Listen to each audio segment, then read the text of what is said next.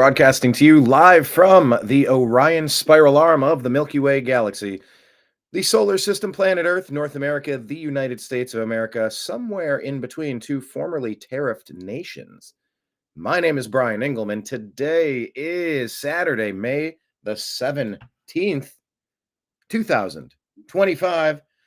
This is the TNAM Daily Show here on the new American media, because the old American media has failed you. It's the weekend, so let's take a look at what's going on in the world.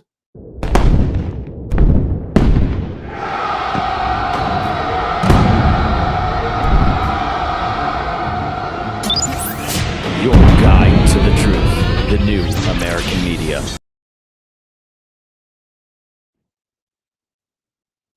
Yes, I encourage you to get out, to live your life, to go experience things. Yesterday, I went to go see a comic, Dave Attell. You might remember Dave Attell from, what was that called? Insomniac. Remember Insomniac? Got to go see him at the comedy club. Since I've been performing as a stand-up comedian, I get the pleasure of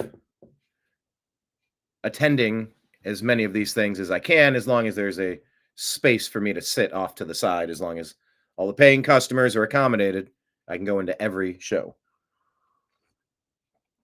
You know, that's a good way to build community. It's a good way for the young comics to learn from the legends. You know, if you get a hamburger and buy a beverage, that also helps the club make money, which is the whole point of the club.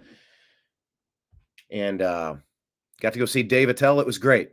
And it was really cool getting to see two different sets back to back, the early set, the late set. So I guess let me ask you, in your opinion, question of the day, do you know a difference between an early set and a late set? I know that comics will do a 7 o'clock show and a 9:30 show, for example. Let's make sure we are streaming. We are streaming. Let me make sure I share this to my groups on the TNAM Daily Show on Facebook. Oh, by the way, make sure you're following us in all of these places. The New American Media is on Instagram, Facebook, Truth Social, Rumble, Odyssey, Twitch, Kick, DLive, and YouTube. Search the New American Media. Subscribe, hit notifications. We're on Telegram and Signal at TNAM and TNAM Chat. We're on X at American_media_. And subscribe to our podcast, The Agree to Disagree Show, on Spotify and Apple. Yeah, Dave Attell is a legend, and man, he had a lot of jokes that were based on current events, you know, as comics do. But, you know, some people have a stale routine. They put something together and it's kind of generic and they don't update it and they just kind of tour off of it and they don't put energy in. I'm going to say join our live daily show. But I went with a buddy. First time hanging out with him. He enjoyed himself. Hi, Nimbus. Nimbus has joined the chat. Nimbus just had some good chicken breakfast. He wants to come up and purr. He's such a nice guy. What is he, 19, 20 years old? What a gentleman, this guy. Hi, buddy. Yeah, but Dave Attell puts energy into his act, and the dude I hung out with yesterday, he said that he's seen Dave Attell probably 20 times, 10 or 20 times, I think he said. No, don't step on the computer. Come on. Remember, this is why you had to move down last time. You can hang out, but not. God bless our fuzzy friends. Fuzzy feline friends, huh? I don't think you can hear him purring, but I assure you that he is.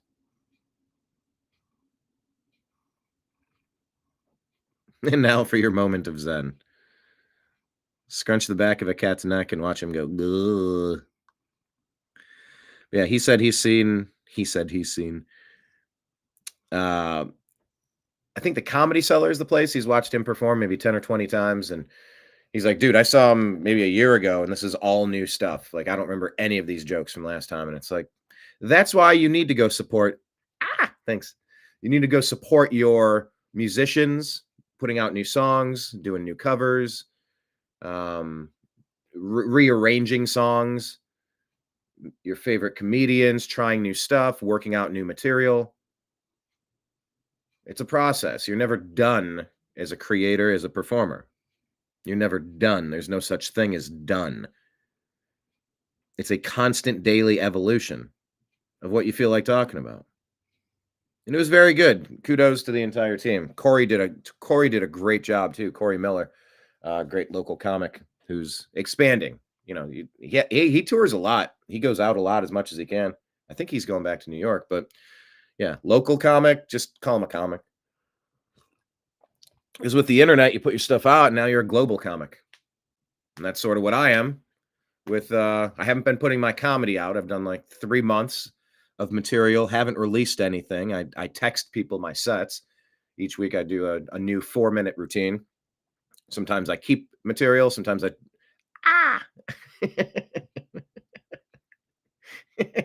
Hi, bud. When Nimbus gives me the paw, I think that's hilarious. He's just like, hey, pal, I need your attention right now. Thank you for your attention to this matter. Sounds like Trump signing off to his posts. He's been saying that a lot lately. Thank you for your attention to this matter. What, you got scritch? Poor guy's got a little hip thing going on. It's a little tough for him to move around like he used to. So he tries to scratch, and the hip doesn't get up to those spots quite the same anymore, right? I'm trying to get it.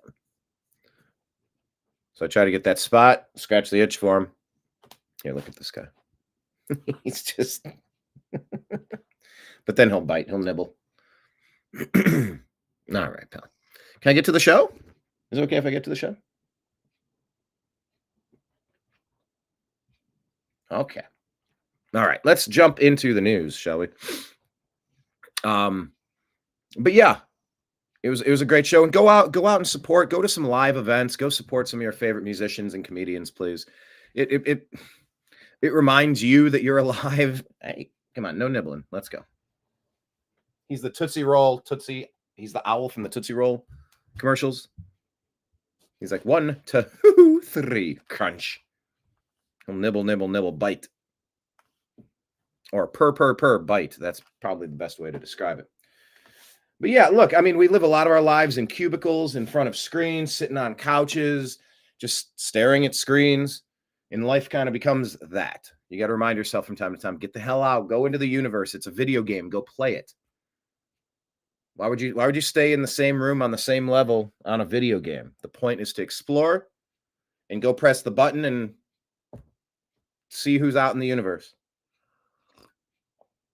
You know, it's been pretty cool going to various comedy clubs and becoming acquaintances with people, pseudo friends with some people, friends with some people. You're not going to do that unless you get out. That's my message to you. David Tell was great. Go see him when he goes around. Also, Mark Normand. I know he's traveling internationally at the moment, but he is one of the better comedians that I've watched as well. Mark Normand.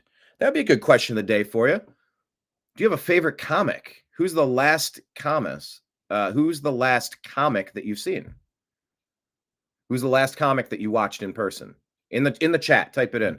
I'll put the chat up on the side here. Bella's Chance. What's up, Bella? So Bella's Chance lives on the Cape. Actually, Bella's Chance, I don't know your name. What is your name, if you don't mind? Or a pseudonym, I don't care.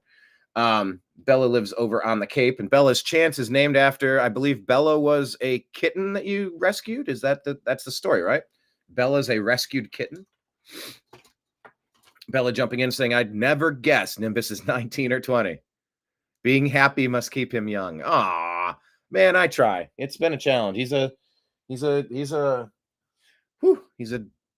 cat that's named after a dark gray storm cloud, Nimbus, the cumulonimbus, a dark gray storm cloud. He's a Russian blue, and he's feisty. He'll jump up on the roof of your house. We've had a lot of times over the past 20 years, my buddy and I. But yeah, he did start slowing down about a year ago, giving him an injection. I don't remember the name of it off the top of my head. I'm having a moment. I don't recall Silencia, I believe. And it's worked wonders. I believe that's mRNA technology.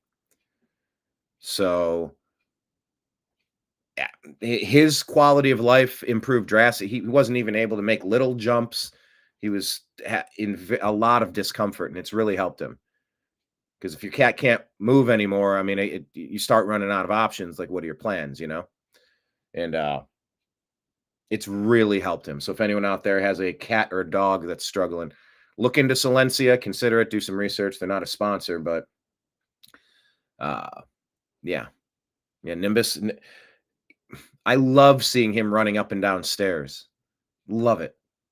Like different levels here. And so it's like coming from the 759 square foot condo that he used to live in with it used to be just him and my buddy Gizmo. And then it was just him. Then it was just him and Halo. And then we started fostering a bunch of kittens and cats and finding forever homes. And yeah, I think we had Nimbus and as many as 6 or 9 cats at once. So yeah, Nimbus having different levels and different areas to explore in a house is really nice for him. It's good for his psyche. It's good for his energy. It's good to, loosen up the bones. Keeps you young. You got to take stairs. Like, oh, these stairs. Yeah, but it gets your back moving, gets your knee, a lot of people are sedentary. Go out, go for a walk. That's my challenge of the day. How many 45-minute walks can you go on this week? I recently did a 3-day. So is that 20? That's a 72-hour fast, right? Yeah. 72-hour fast. Whew. Now, it wasn't a perfect fast. I did have 2 beverages on the first day. Not so much of anything, really. And then yesterday, all I really had was a shake and some eggs and a can of tuna. I'm feeling so much better, folks. I'm feeling so much better. I was feeling heavy. I was feeling bloated. I was feeling less than how I wanted to feel. My God, that 3-day reset for me. I don't know what's right for you. I'm not going to give you advice, but man, a 3-day fast. There's a question though. Have any of you done fasting more than 24 hours? The 3-day reset for me. And what I did differently, I was grinding up salt from a salt shaker. I was literally just grabbing the salt and going. You got to get those electrolytes flowing, I suppose. But coming out of that feels fantastic. Part of me wants to eat and part of me doesn't, but it reminds me I don't need so much. And I am feeling so much better. So those are my piece of advice to you. Go outside, go get some exercise, and consider the fast. Look into it and see if it's right for you. Ask your doctor if it's right for you. Anyway, it's the weekend. I'm not going to do a marathon, but I'm going to duck in and kind of see what there is to see in the universe of news. The news waits for no man. Hello, David. Hello, Bella. Thanks for joining us. Everybody jump in here on the sidelines. As I said, join us in all these places listed below, scrolling here for the New American Media. Also, if anybody wants to sign up on Patreon as a regular, you want to be a regular to the bar, this is how you do it. Patreon.com/the New American Media. You can sign up for as little as $5 a month or as much as $10,000 a month. That would make a major difference in the life of somebody that you know. But anything anybody wants to do is always appreciated, a one-time or a continuing thing on Patreon. We are the New American Media. The tip jar is Venmo and Cash App at Brian Engelman, and PayPal at Fuzz Installment. Scrolling at the bottom of the screen, press pause and find that if you want. Please go watch our documentary, Hurricane Helene, Help on the Way. It's on Rumble and YouTube, on the New American Media channels, please. All right, time for the news. Let's wake up, crack our fingers, and see what people are talking about. Hey, it's my boy, Thomas Massey. I still have to fix this, guys. I'm a little embarrassed, all right? Thomas Massey added, friended, liked, whatever they call it. I don't know. Everybody gives a slightly different terminology for the same thing. Thomas Massey, my representative in Kentucky, likes the New American Media on X at American_media_. I'm upside down. I'm following too many accounts. I need to unfollow a chunk of people. I can't follow new people. Years ago, I mistakenly I was like clicking on something Trump was doing and it unfollowed. I'm like, no. And now I can't follow Trump back. I'm like, oh, this is so stupid. But regardless, Thomas Massey follows me and I can't follow him back. So that's on my short list of 1,000 things that I need to accomplish. And I need to accomplish it soon. My dude, Thomas Massey is just, he's over the target on so many important issues. He's one of the 20 people I sort of want to consult with before I form an opinion. And I don't necessarily mean that. Like, I don't take marching orders from anybody. I don't care what anyone else thinks. But I generally respect their opinion. You got Mike Benz, Schellenberger, Scott Adams, Thomas Massey. There's a million people. Oh, by the way, good news. Like I said, John B. Wells is somebody you should consult as well. He's on Caravan to Midnight. He'll be joining us on Tuesday at 1 p.m. Eastern. We've blocked out a couple hours to have a good follow-up conversation. It's been years since I hung out with John B. Wells. He was one of our most reoccurring guests on our program. Really looking forward to having him back. But anyway, Thomas Massey here on the side of the screen. Let's see what people are talking about. He says, much of the ridiculous spending that Doge found was not an oversight by Republicans. Did you know that? It wasn't an oversight by Republicans. It was intentional. At State of the Union, President Trump listed ridiculous appropriations to cut, and the Republicans who had funded it cheered. It's no surprise Congress did a continuing resolution to fund all of it again. So, it's I'm going to say it's moments, hold on. It's situations like this that take a little air out of the sails. It really is. It's like, what are we even doing this for if you're not going to be serious? Because the Republicans aren't serious people. I like the MAGA people. MAGA people aren't correct all the time. But I'll tell you what, they're over the target a lot more than those Republicans. And the Republicans are over the target 100 times but more than the Democrats. Democrats, fire every Democrat, please. Destroy that party. Just splinter it, shatter it to 1,000 pieces.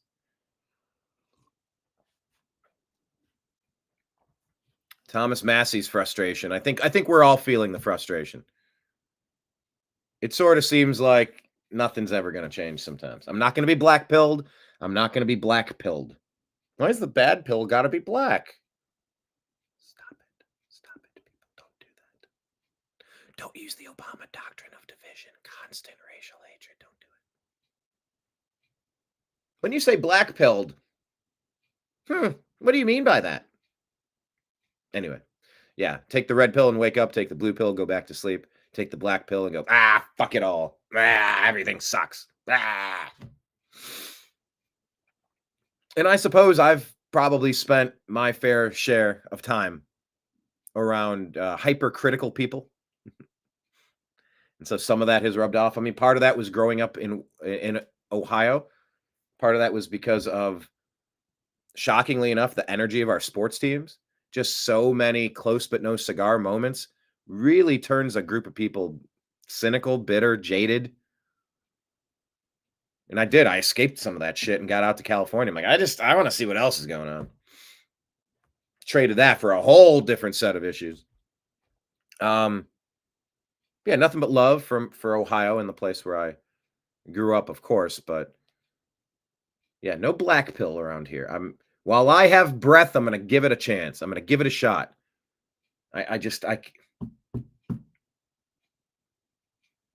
It's fourth down. Your team trails by 6 points. You have one play left. Never mind. We're probably going to lose. I'm just going to go hit the showers. You run a play. You never know what can happen.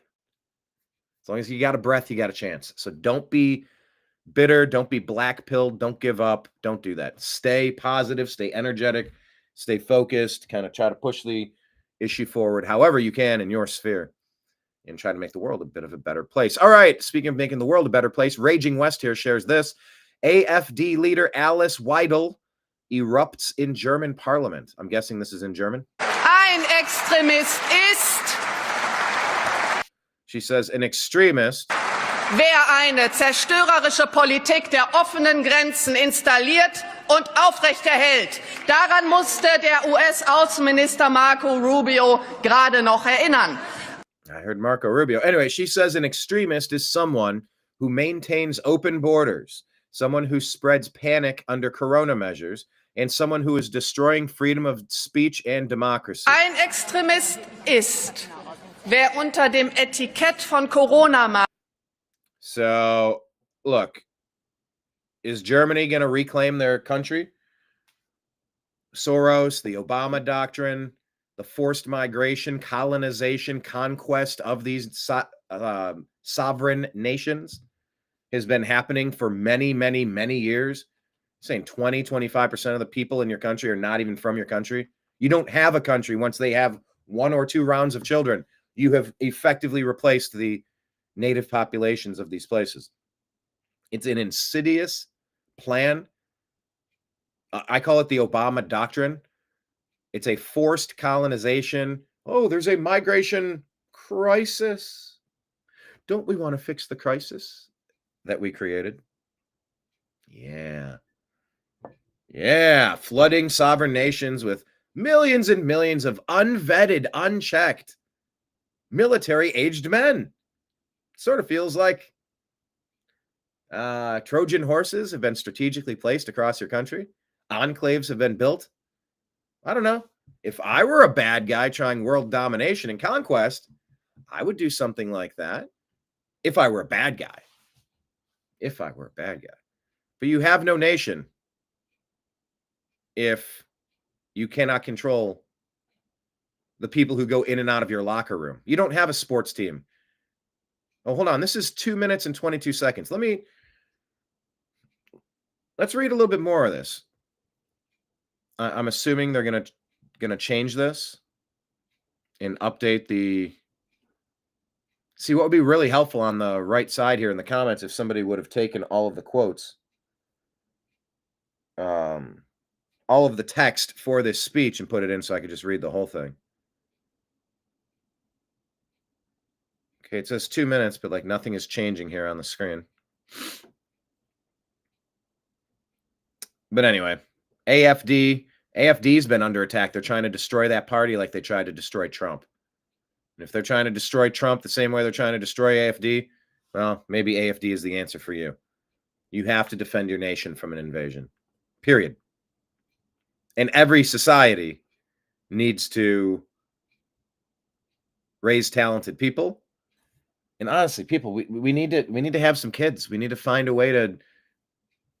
The replacement rate is not where it needs to be. Too many abortions, too many birth control pills, too few families. And you know what, ladies? You're partially responsible for, the toss-away marriage concept made popular by divorce attorneys that, I don't know, I'm just not feeling it anymore. I'm going to move along. Not to say that's not stuff that men have done since time immemorial, and women have done it too. But when you drag people through the ringer and you destroy the lives of countless men in divorce settlements. Now, I wasn't destroyed. I did go through a divorce. I was not destroyed. I did not have a child involved, and so it didn't get messy. It was actually very, it was just transactional. Sad, but transactional. But yeah, everybody knows people who have those horror stories of, oh my gosh, I would never get married again. I would never, oh my God, the way my kid's being used against me in the court system. It's society. You have to think about the long-term ramifications of pushing this stuff. You want more kids? Well,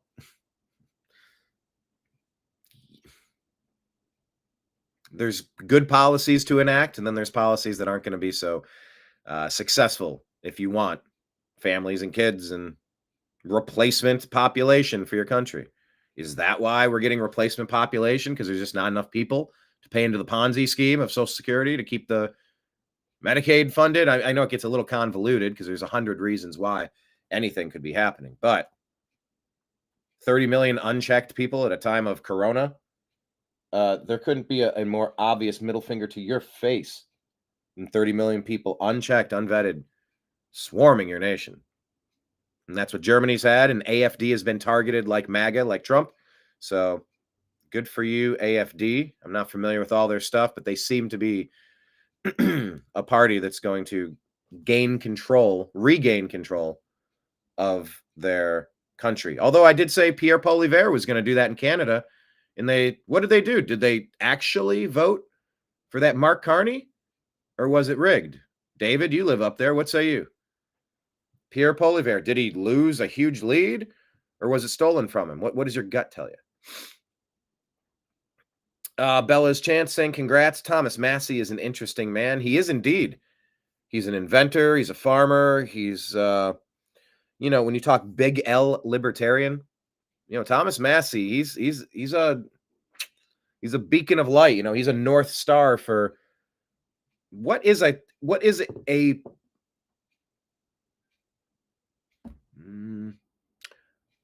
if you're looking for a fairly solid take on libertarian reaction to a topic in the news, Thomas Massey's a great place to start.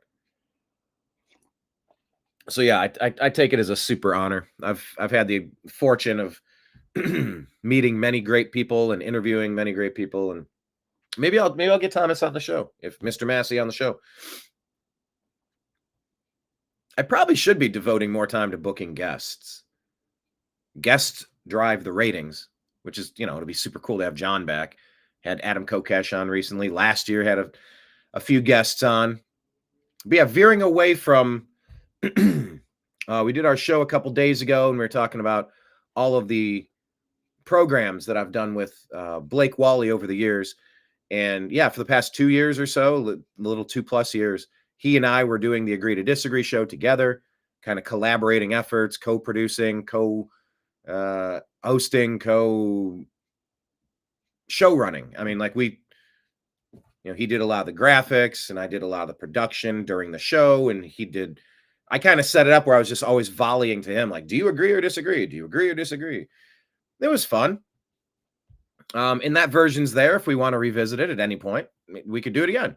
But in the absence of that, it's like, all right, well, what other types of shows could I do? I can do solo shows. So I've been doing solo, and then booking other guests. That was always the cornerstone of the Agree to Disagree show. So that was pretty cool. It's the trying a new format, trying some new ideas is something that really gets me going, really excites me.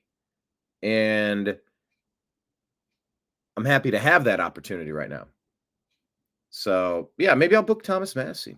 Bella's Chance saying it's a good thing the black pill wears off. I've taken it a few times.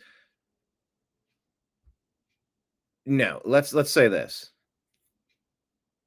Let me say, we've taken the black pill, but you know what? It's also like if you go to the vet, They get the animal and they go, "Grr, grr, grr," and then they pop the jaw and you're like, ah, and they just kind of, ugh. A black pill is often forced upon us.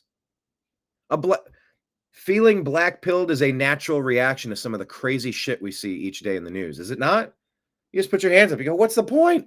What do we do? I give up. That's what they want. You cannot. The only thing it takes for evil to succeed in this world is for good people to stand by and do nothing. That's it. So either we sit by and just let things happen, or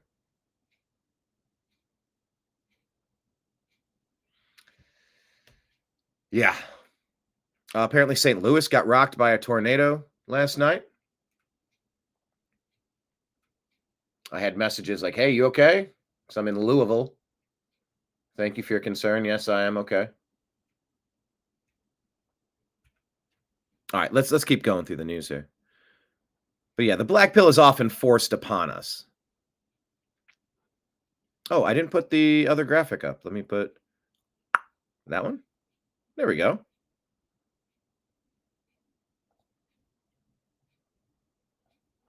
All right, back to the news. Go Germany, fix your country, fix Europe. Hey, here's a reminder from Gentry Gevers. Supreme Court of the United States under John Roberts made January 6ers sit in prison for 3 years before deciding whether a never-before-used statute applied to misdemeanor trespass, converting a low-level offense to a life-destroying felony. Supreme Court just dropped everything for illegal immigrant criminal gang members now. They ruled against President Trump 8-2. 8-2, was it? 7-2?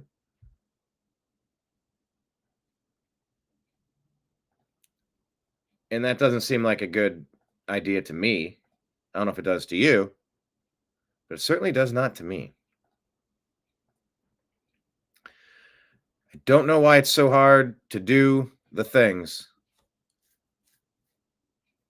that the president was elected to do. He's being blocked at every turn right now. Not surprised, but come on now.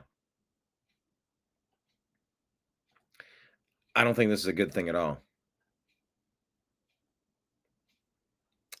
Here is the infrastructure, transportation secretary Duffy discussing the infrastructure situation in the United States. Take a listen. The infrastructure didn't rot in the last 100 days. We didn't have 3,000 controller shortages in the last 100 days. I believe that's air traffic controllers, 3,000 air traffic controllers. Buttigieg, Biden, the Democrats. Look, man, they don't prioritize the important stuff. They amplify, magnify divisive stuff.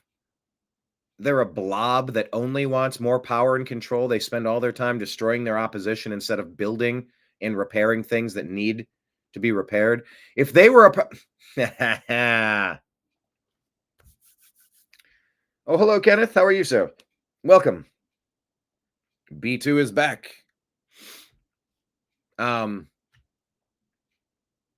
If the Democrats were your property management company, you would have fired them a long time ago.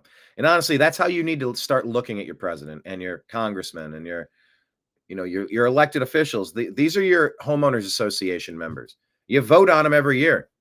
If it's a staggered vote, however it does, but you vote them out if they're not doing the job. If the Democrats were a property management company, you would have voted them out years ago. You would have replaced them in a heartbeat. Sean Duffy's talking about, he shows up and looks around. It's like everything's broken. Everything is a complete mess. There was 4 years that came before where nothing was done. And watchdog groups have warned the DOT that the infrastructure was failing and nothing was done. So we're going to do something about it. We're going to try to fix it. By the way, if I could just talk about grants, Mr. Chairman, can I say one grace moment to be 30 seconds? So between Obama and 2,000 positions were funded in the last administration. Don't say nothing was done. Between Obama and Trump, election day and inauguration day, in that time frame, Obama announced 50 grants in that time frame. Between Trump and Biden, the Trump administration announced between an election day and inauguration day 100 grants. This time, between Biden and Trump, Pete Buttigieg announced 1,000 grants, a massive increase. And you all say, where are my grant agreements? So they announce all these grants, and I have to do the work, and I'm going to do the work, but offer some grace to the DOT. There's 3,200 backlogs here. We're going to work through it. I want to get you your money, but to blame it on us, I think is rich. It is rich.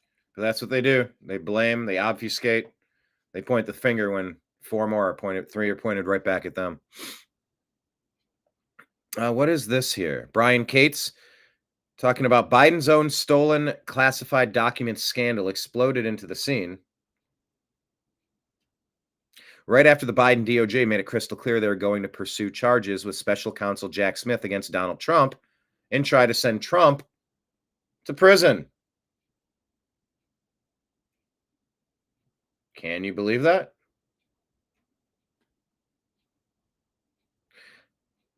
This is about what do you do when you're presented with an incoherent narrative? They're talking about Robert Hur now, bringing this back up. I guess let me share this original source from Axios.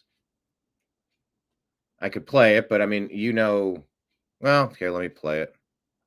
So during this time, we were living in Chambers Road, and there were documents related to the Penn Biden. Where did you keep papers that related to?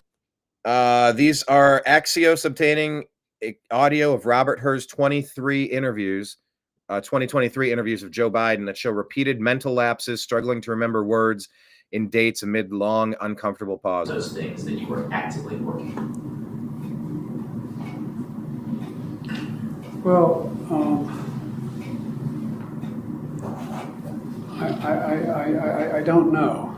This is what, 2017, 18, that area? Yes, sir. Remember, in this time frame, my son is... Anyway, you can listen to this. It's going to be a lot of uncomfortable pauses and stuff. Everyone who slandered Robert Hur should be effing ashamed. This was a legitimate 25th Amendment territory. Everyone who helped cover up Biden's mental decline should be publicly shamed and nowhere near power, says Geiger Capital. So this is all coming out, and it's obvious that they were running cover. And we don't know who was running America for 4 years. Let's just be honest at this point. So check out that audio if you want to listen to it. The 25th Amendment can be applied retroactively. Trump did say the 25th Amendment was no threat to him, but it would end up haunting Joe Biden. If a company president is demented and his staff is revealed to have been hiding this while they ran the company themselves for their own benefit, using him as a figurehead, legally, how do any of the actions taken by the staff survive a legal challenge in court?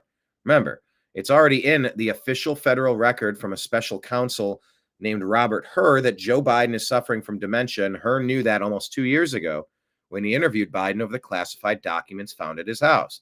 It's all in Hur's very official final report. How do I know that? I read it. Ain't life grand?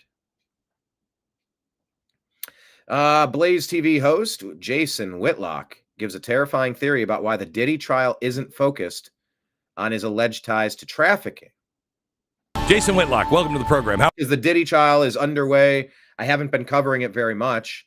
I'll maybe catch up as we start unpacking a little bit more. I'm not going to do like the daily thing. Geez, let me do this. I'm sorry, folks. Just when my team's not involved, I care so much less.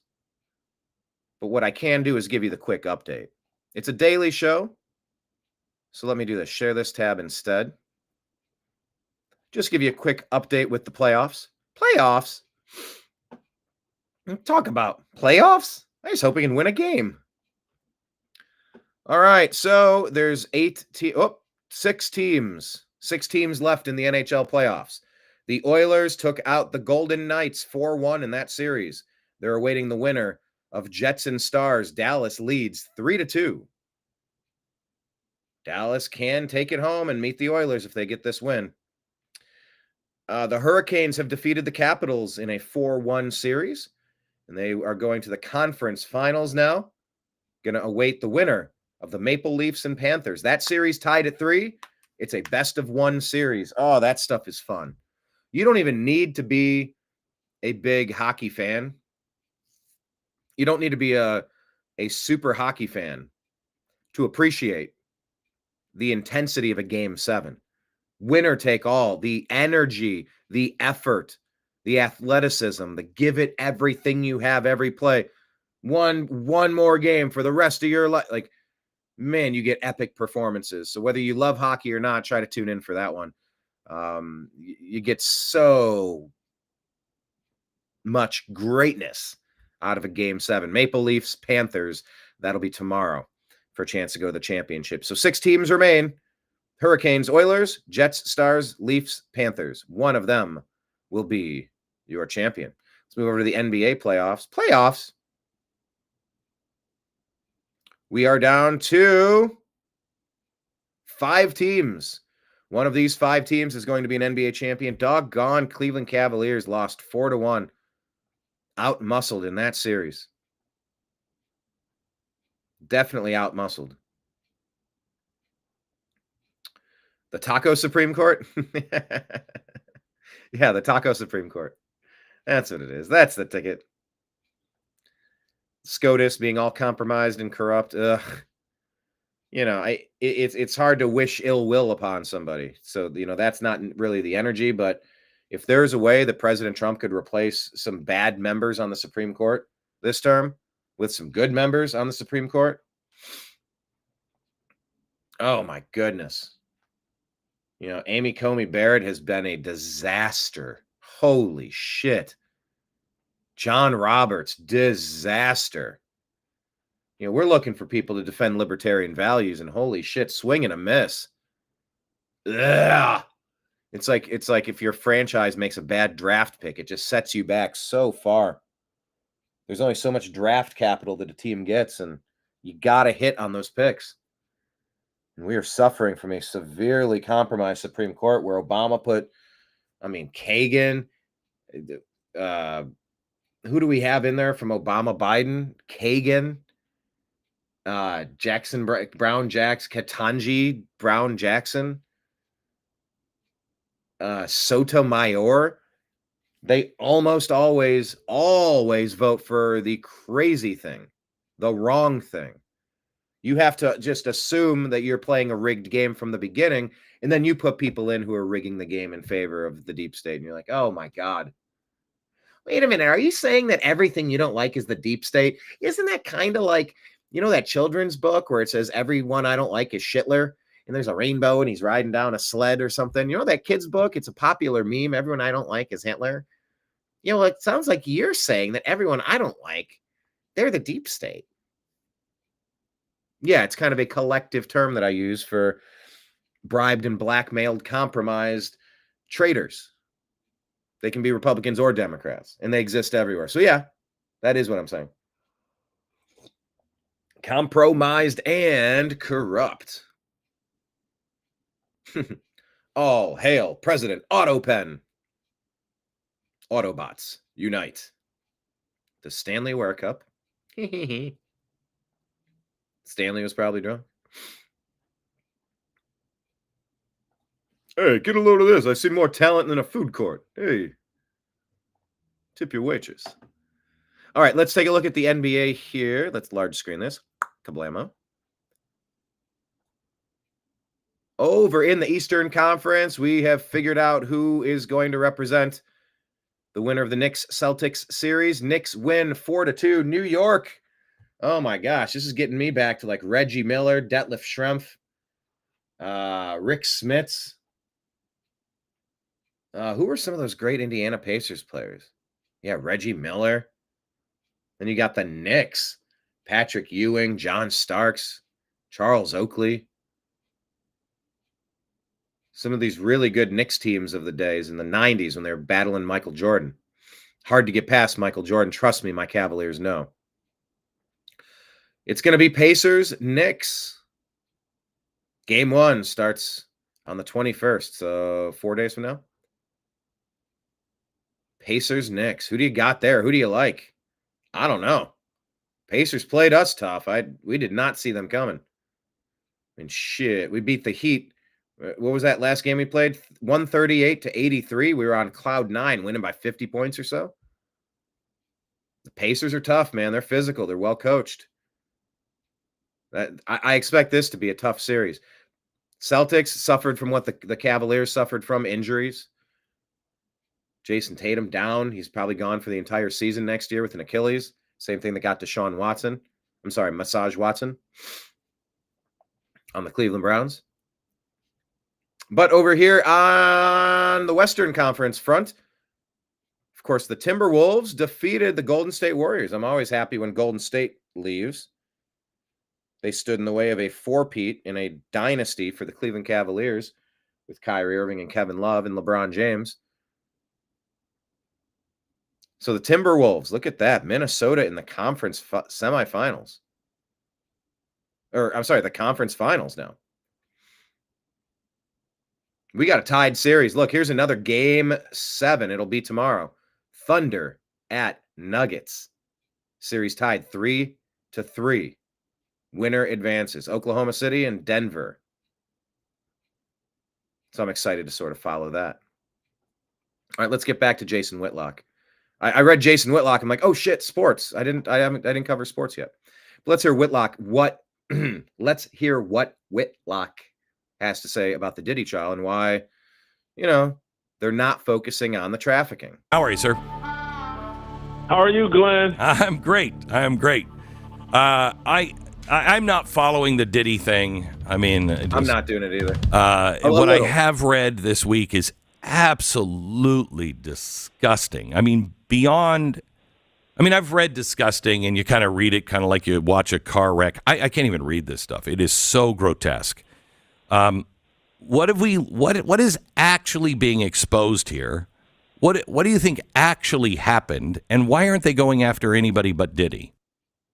I got my tinfoil hat on as I'm talking to you, Glenn. Okay. So I want the audience to be aware. Crap! Now I can't read his mind. So listen, I think they're holding a trial about, hey, Diddy's a really bad person. He's a sexual degenerate. He turns violent against women that he's dating. But in terms of racketeering or sex trafficking and all that, none of that is being addressed. And I think there's probably a good chance that Diddy either walks or the jury just convicts him, hey, you're a bad person. But in terms of the actual sex trafficking, and he's this ringleader of this sexual exploitation deal, they're not proving that case, and I'm not sure if they have an interest in even arguing that case. At this point, Glenn, 4 or 5 days into the trial, I think they raided Diddy's home to strip him of his power and leverage and blackmail material, and that all this is really about is taking away Diddy's leverage and handing it over to the Department of Justice or whoever is responsible for this, or stripping him of the most damaging information he had on key people that they don't want harmed. But in terms of a serious criminal prosecution of Sean Combs, that's not what's transpiring here. Oh, boy. So we'll see how it shakes out. It's easy to kind of have a finger on the pulse and we have an opinion, but we never know what a jury's going to do. We never know exactly.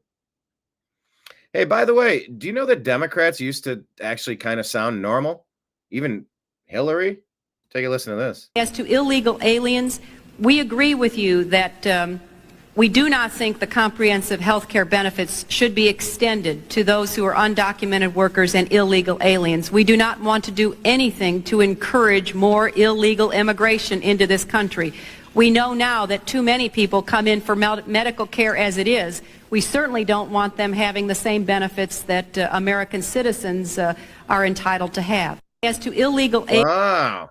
Remember when the Democrat Party used to make sense? I know it's It's a challenge to think that far back, go in the way back machine. Representative Mike Collins says, all right, so it's legal for a president to ship millions of illegal aliens into our country, but it's illegal to send them home? The system is broken. The Supreme Court failed us. Whose country is this anymore? Look, not to go black-pilled, but I mean, have you considered going to another country? I have. I have friends that have. Did America just fall because of this ruling? What are we talking about now? You can come in with no system, but there has to be a massive process to get you out. Damn those dirty Democrats. Damn them all. Here we have Mike Flynn talking with Benny Johnson. You know, James Comey put that 8647 post out yesterday or 2 days ago, whatever it was. Listen to what Mike Flynn has to say about this with Benny Johnson. I knew that we had to fight through this, and it was not easy, but we were able to stand our ground. We figured out a way out of it. My case was dismissed by the government, by the Department of Justice, and what they should have done was they should have killed me there, Jim. And I know that they considered it. And so by not doing that, they picked the wrong family to mess with. And I'm going to tell you, we are so tied into the government, particularly the government right now. You said that James Comey should have killed you. What do you mean by that? Yeah, I mean it. I mean, these people, I know that they talk about these things. So there's a group of people that talk, they discuss this because it's like, what do we want to do? We can destroy this guy. And then all of a sudden I start to fight back. We started to fight back, and I completely changed my whole I changed my legal team. I changed our strategy, huge gamble. And we started to fight back. And when we did, we started winning. And then we eventually won. And I know that there are conversations, and primarily outside of the government, that says, what do we want to do about a guy like Flynn? What do they want to do about a guy like Trump? They tried to kill him twice. He's as a candidate. I mean, his life is always at risk. Those of us that are on the periphery, and not on the, it's sort of in a right in that outer circle periphery. And I'm not talking about way out on the edges. I'm talking about right there at the edge of that sort of inner circle where we're still in there fighting it, mixing it up. These people they're scrambling. I mean, they know that they are busted. They're caught badly. Comey, he's just the beginning. Yeah, well, I knew that we had to fight. We've been saying that and hearing that for a long time, but this isn't a game the deep state's playing. They're in it to get total control over our lives, destroy everything good and decent in our country, and to act as though we're too stupid to realize what they're up to. Deep state, we the people got your number and we're done with your nonsense. I've said it many times, says General Mike Flynn. Arrogance will be your downfall, and that is exactly what is happening. May God have mercy on your souls. Okay. I'll believe that once I see some indictments. You know what? I'm going to load this assertion into Grok and ask if this is something we can verify. Is this accurate? That Donald Trump held 96 rallies in 2024 and CNN only aired the one where he was almost taken out? Says it's not accurate based on available information. While it's plausible Trump had around 96 rallies, there's no definitive source to confirm. Okay, well, whatever. Community notes indicate CNN aired multiple Trump rallies live in 2024, not just Butler, on July 13, 24, where the assassination attempt took place. Specifically, community notes cites CNN broadcasts of Trump rallies on June 18, 22, 28, and July 9, and note that Butler was partly due to the expectation of a vice presidential pick announcement. That's right. That's fair. Some ex-posts claim CNN only aired Butler rally live, reflecting a sentiment among certain users that CNN selectively covered Trump events, and they only did this because they wanted to amplify him getting what was coming to him. All right.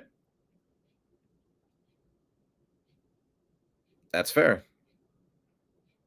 Charlie Kirk reporting that the big, beautiful bill has failed 16-21 in the House Budget Committee vote because several Republican budget hawks voted against it for lack of spending cuts.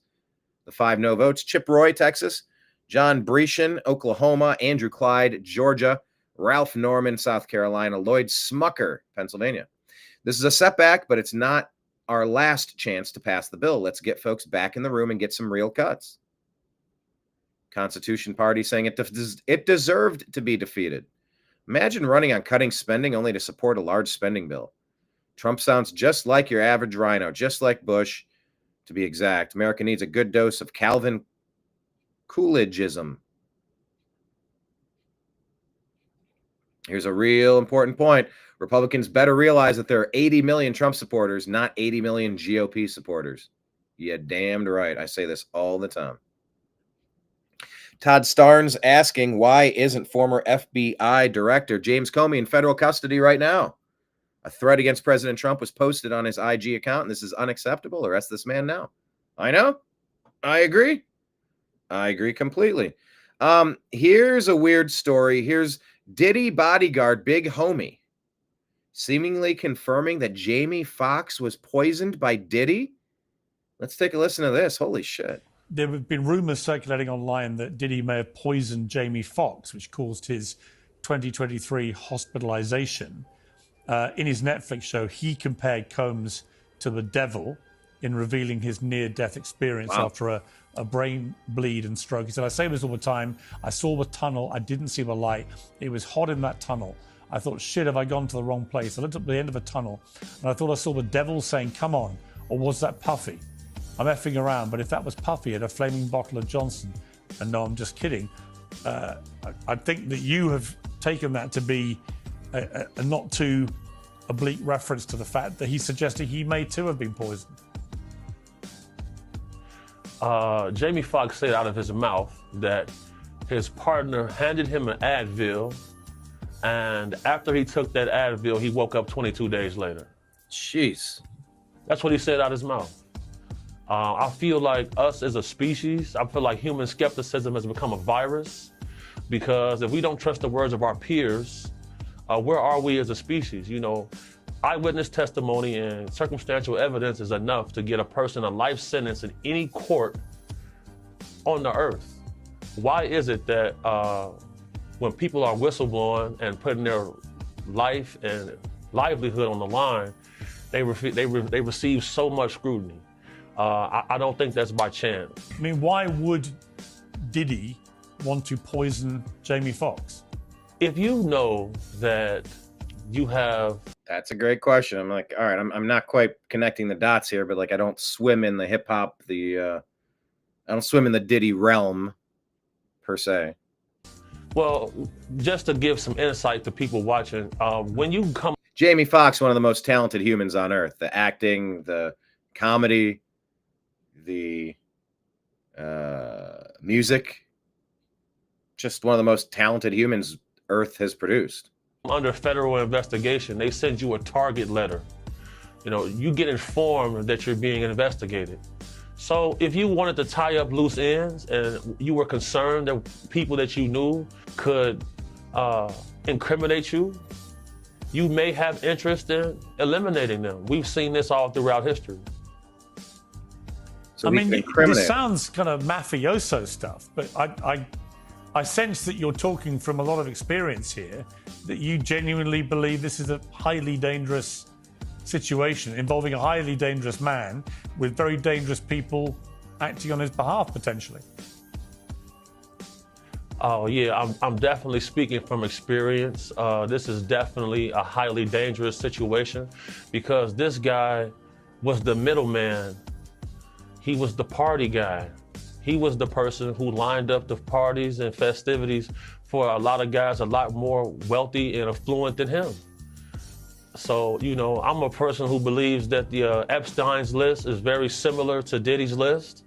I'm a believer in that. And, you know, whenever it comes to... And by the way, it's always a little easier to get somebody to go check out a party, go hit up a party in LA than it is to end up taking a private flight to a secluded private island. You know, that's just something most normal people wouldn't even have the chance to. But everyone in entertainment will eventually go in and out of LA. It's just a hub. It's where people are. It's where offices are located. It's where things are filmed, recorded, produced, written, all of that jazz. So yeah, if you got a party house in LA, like everybody goes to parties, most of the time, nobody knows what you're walking into. You go to hey, let's go to a place. I don't know. What is this place? Let's just go. There's a thing. Like yesterday, I went to a place. My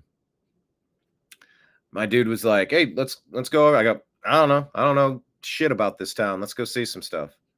So I went to a place like, oh, okay. I no idea what you're walking into, what kind of bar, what kind of club, what kind of establishment. Hey, let's go to a party. All right, I don't know. What kind of party? What do we got?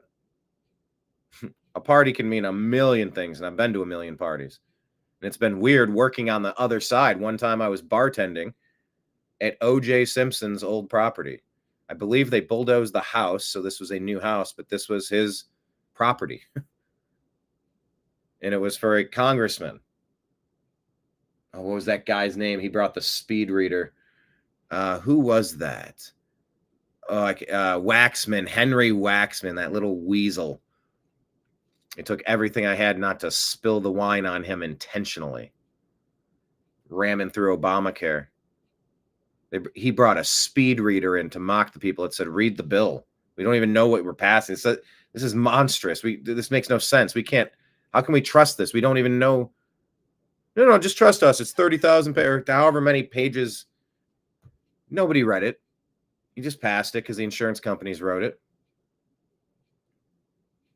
Yeah, so I've had access to a lot of parties. The Oscars, a lot of private homes, a lot of parties.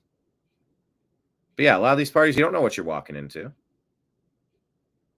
Protecting women and children, I'm going to be fierce. But yeah, Diddy seems like an absolute monster.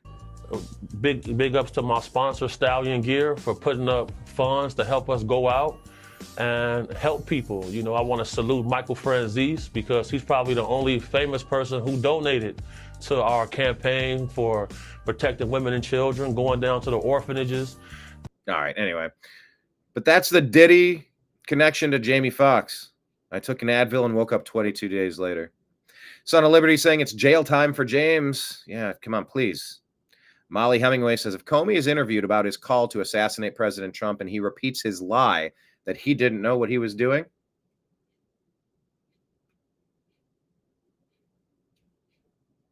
well, make sure to also charge him with lying to FBI agents.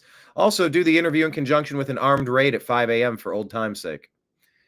Because FBI Director Kash Patel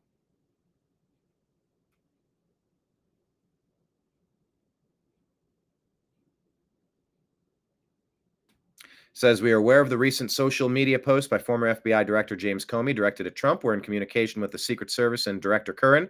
Primary jurisdiction is with Secret Service on these matters, and we, the FBI, will provide all necessary support.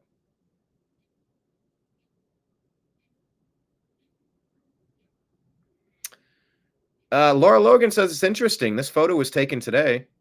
United States Marshals Service, Western District of Texas. Why are Biden and Harris still on the walls of the U.S. Marshal's office inside the federal courthouse in Austin, Texas? Trump, Vance, Bondi, Patel, Bongino, what the hell is going on?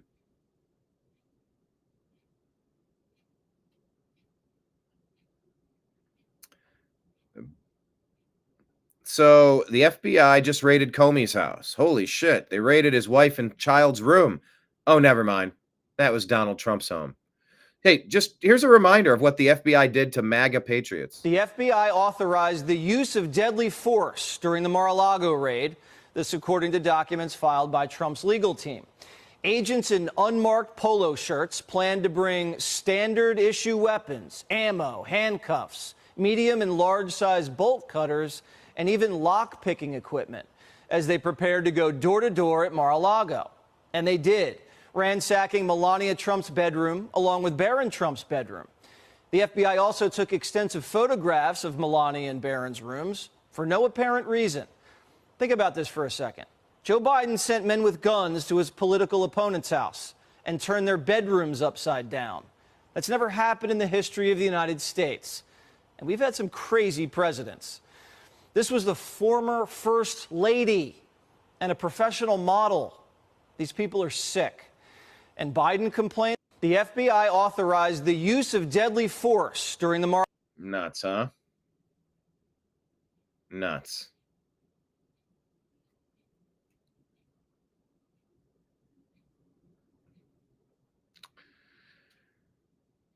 What is this? Cam Higbee following protesters back to the room where they stage violent events at UCLA. Faculty member assaulted me. University officials asked me to leave, building private security, impersonating police officers, and tried to get me to stop recording after forcing me out. So UCLA's got stuff going on there.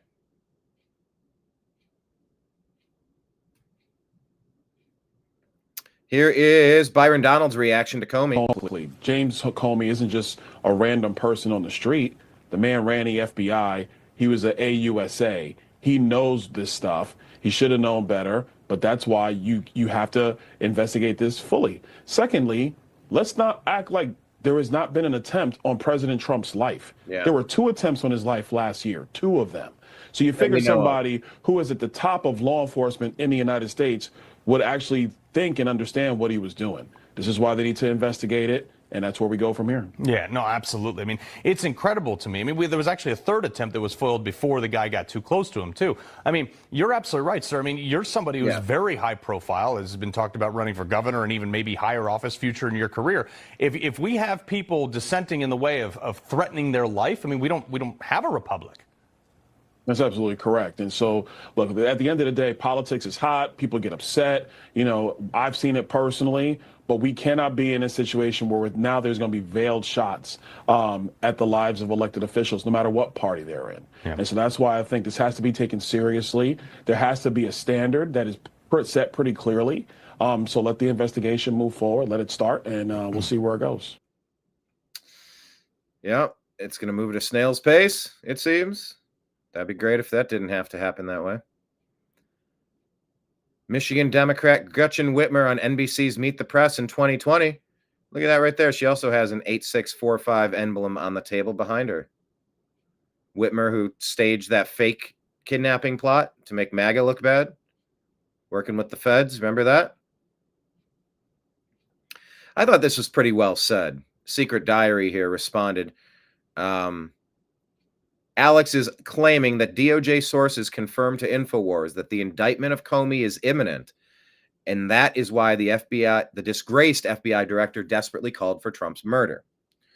Secret Diary here had an interesting take on this I wanted to share. James Comey didn't just delete an Instagram account after this happened. He tried to erase a digital footprint soaked in symbolic provocation. The 8647 post wasn't random. And it was 8647 days after 9/11, by the way. That is freaking wild to me. That is wild.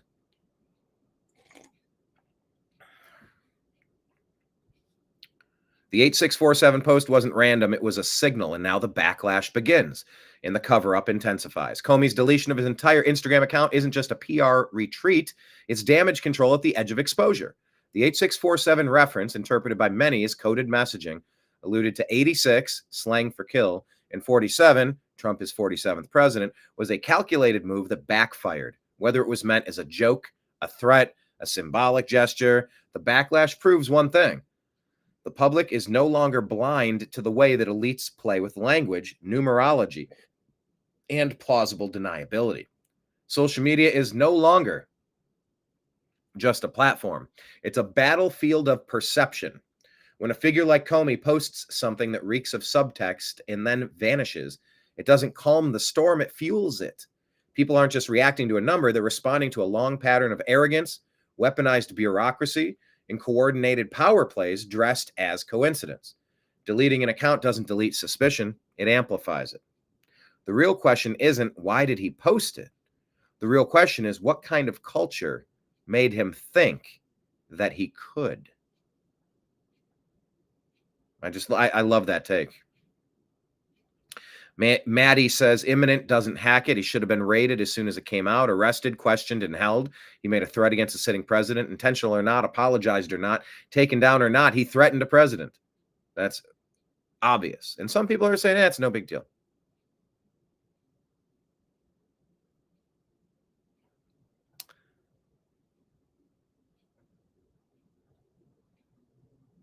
Okay, so this post, personally escorting Comey to their DC field office. We said it's about damn time. This is from 7 years ago. Easy to understand. Addresses the post claims. Important context. Submit. The note was rated as helpful. Thanks for that note. This video is about California NGOs pushing 12 multi-generational family farms out of business. Let's listen to her explain what they've been doing.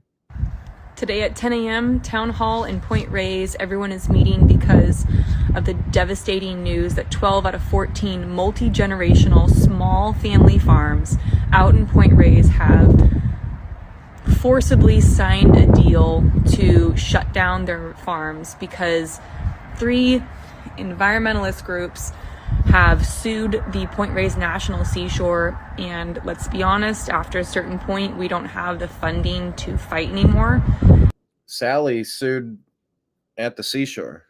And so with a foot on their throat, they have all entered a deal to move out of their ancestors' homes and give it all up because these quote-unquote environmentalist groups are forcing them out.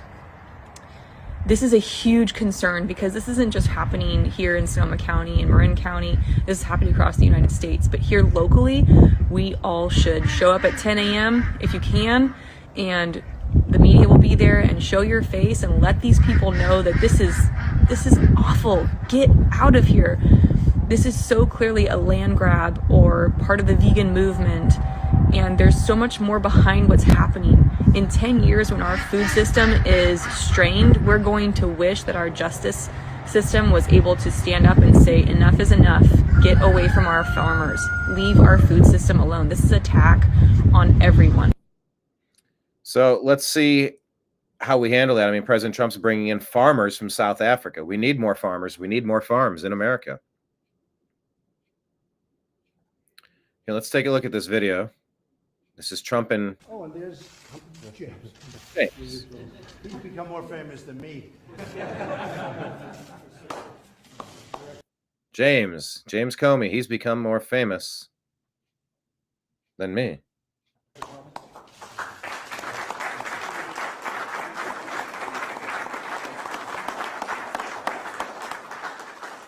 Oh, and there's James.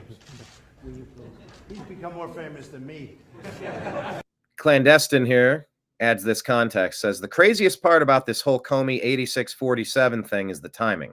This happened while Trump is securing peace deals in the Middle East and negotiating an end to the war in Ukraine. Not a coincidence.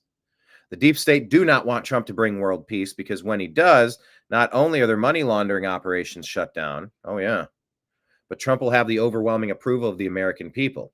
Trump will have near unlimited political ammunition. Trump will have the optics to do whatever he wants. Once Trump ends these conflicts, deep state actors like Comey are one step closer to being locked up, and Comey knows it. Flashback to the infamous first handshake between Trump and Comey in 2017. Comey has been running for his life ever since this moment. Comey knows that he is guilty of treason.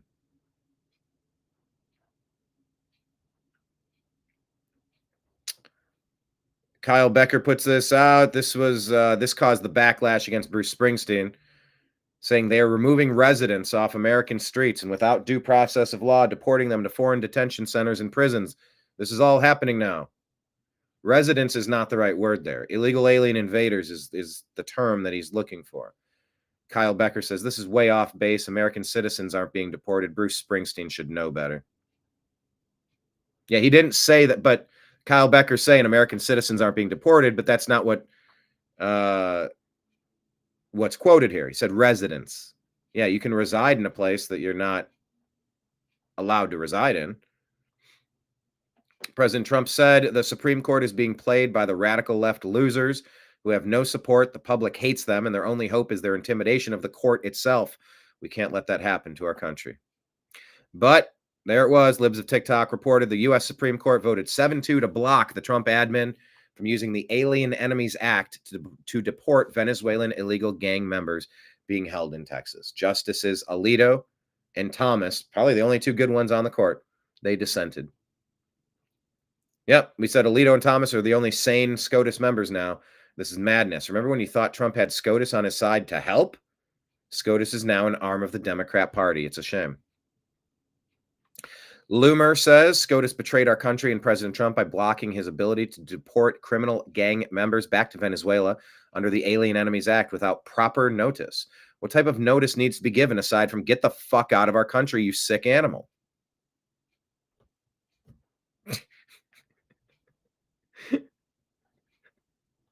Do you agree with Laura?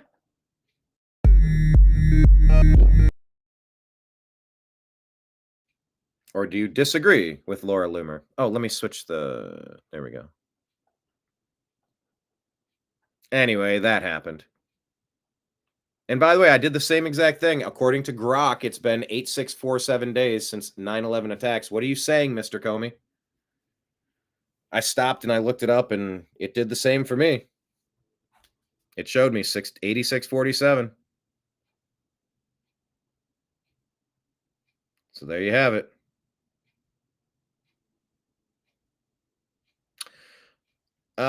This is Ted Gunderson talking about 9/11 being staged. The CIA, Mossad, and MI6 blew up the World Trade Center buildings 1 and 2, and 7 as a false flag operation to go into war in the Middle East and pass the Patriot Act while making billions for Silverstein and Rothschild bankers.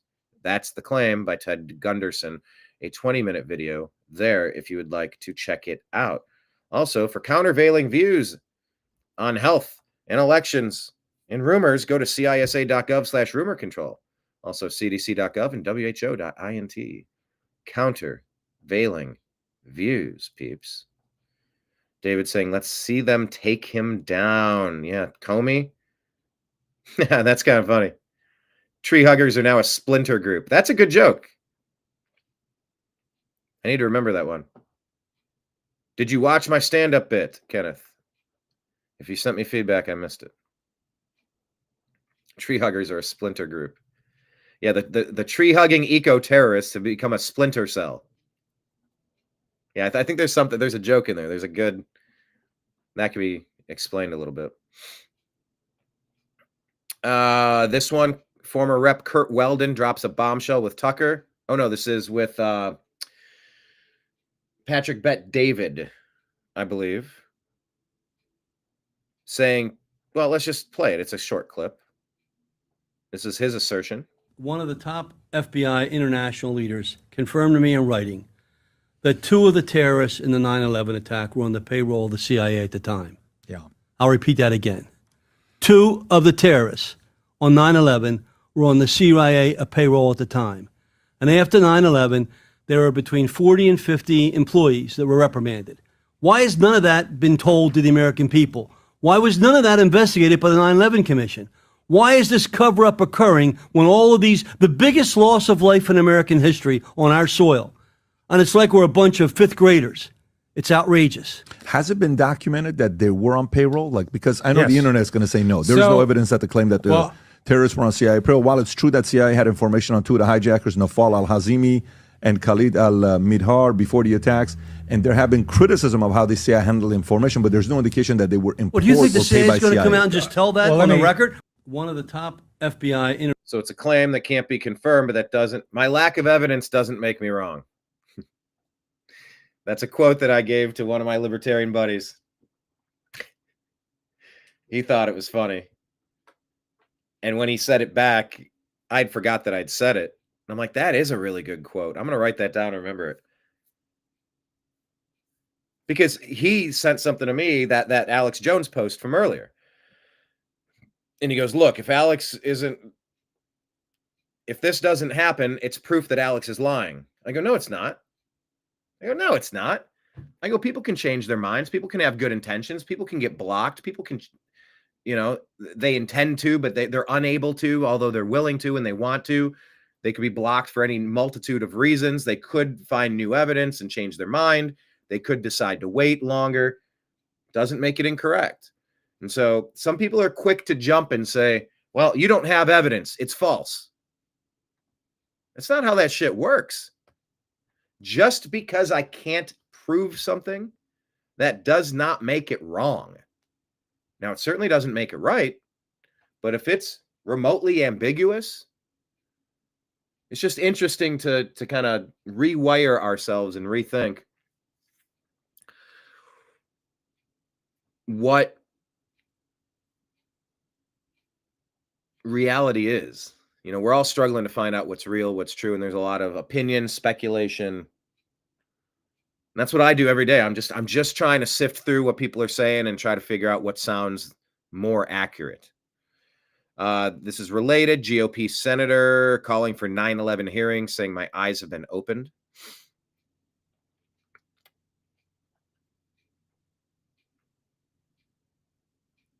Here's another clip. Now that we're talking about like 9/11 a lot. And the visa scandals are all over this.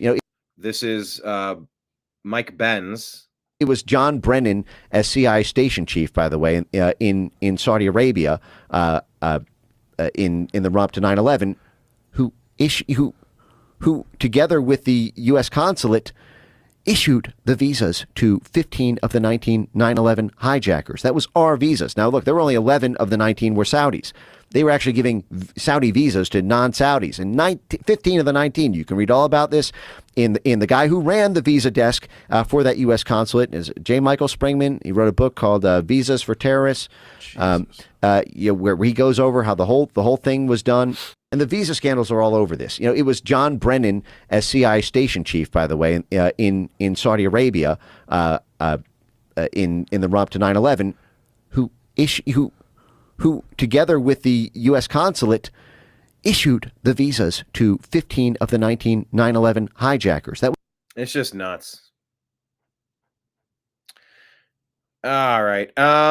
Anything else I wanted to get to today?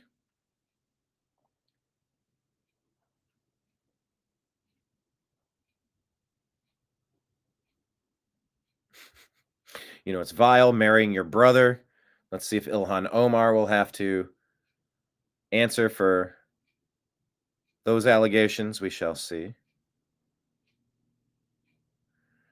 140 laws on the books in South Africa that explicitly racist against anyone who is not black. This is a terrible disgrace to the legacy of the great Nelson Mandela. End racism in South Africa now. I'm interested in exploring this issue with John B. Wells, hopefully on Tuesday at 1 p.m. His wife being from South Africa, I believe, is the story there. Lived there for a while, or she is from there, I believe is the case. I'll ask him. Then, of course, check out yesterday's program, please. All right, that's what I got for you today. It's the weekend. Let's get out. Let's get some stuff done. Let's go have some fun. Let's do some work. A bromance, then. 9/11, a convenience store for employees who are late for work.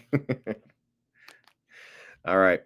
Folks, I appreciate you jumping in. This was me opening up Instagram, scrolling through X, seeing if there's anything breaking. In the last seconds here, if there's any story that I missed that you think I need to cover, tell me now or forever hold your peace. But in the meantime, I will tell everyone, please hit like, please hit subscribe, however you are watching. At the bottom of the screen are the places the New American Media exists: Instagram, Facebook, True Social, Rumble, Odyssey, Twitch, Kick, DLive, and YouTube, the New American Media. We're on Telegram and Signal at TNAM and TNAM Chat, on X at American_media_. Subscribe to our podcast at The Agree to Disagree Show on Spotify and Apple. Tip Jar is on Patreon at the New American Media, Venmo and Cash App at Brian Engelman, and PayPal at Fuzz Installment. There we are, everybody. Thank you, Kenneth. Thank you, David. Thank you, Bella. And thank you, everybody who's watching quietly without participating. Next time you watch, though, we want you to jump in, say some stuff, say hello, drop your comments. I like Ike. All right, let me cover that. I like Ike. Eisenhower, military-industrial complex warnings. Eisenhower, good. Yeah. Left some interesting legacies. All right. I'm gone. I appreciate you. I love you. And we'll talk to you again soon. See you on Monday. Bye.